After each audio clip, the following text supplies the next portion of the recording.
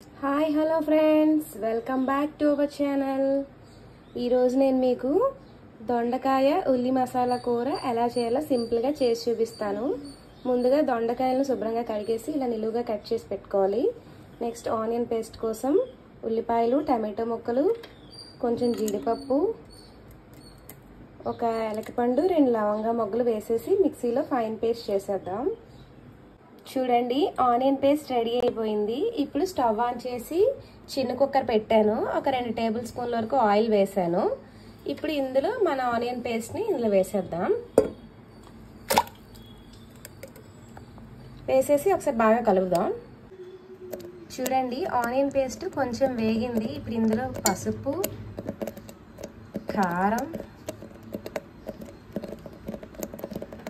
Salt అన్నీ వేసేసి ఇంకో 5 మినిట్స్ దగ్గరగా మగ్గనిద్దాము. చూడండి, ఆనియన్ పేస్ట్ దగ్గరగా మగ్గిపోయింది. ఇప్పుడు దొండకాయ ముక్కలు వేసేద్దాం. యాక్చువల్లీ ఇలా చేసుకుంటే చాలా బాగుంటుంది కర్రీ. మీరు కూడా ఒకసారి ట్రై చేయండి. ట్రై చేసి నాకు కామెంట్ చేయండి, ఓకేనా? ఇప్పుడు మిక్సీ జార్లో కొంచెం వాటర్ వేసేసి ఇందులో వేసేద్దాం. వేసేసి కుక్కర్ మూత పెట్టేసి ఒక 3 విజిల్స్ కొట్టించేద్దాం.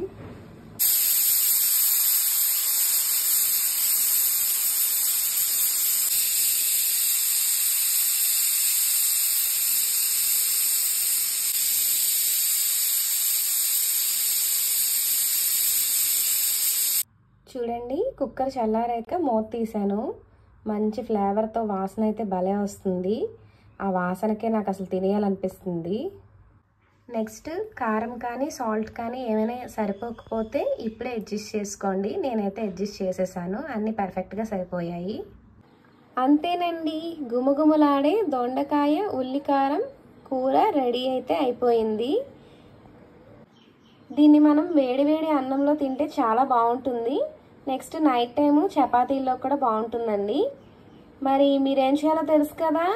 నా వీడియోస్ని లైక్ చేసి, షేర్ చేసి, సబ్స్క్రైబ్ చేయాలి. Thank you all. Have a nice day. Bye bye.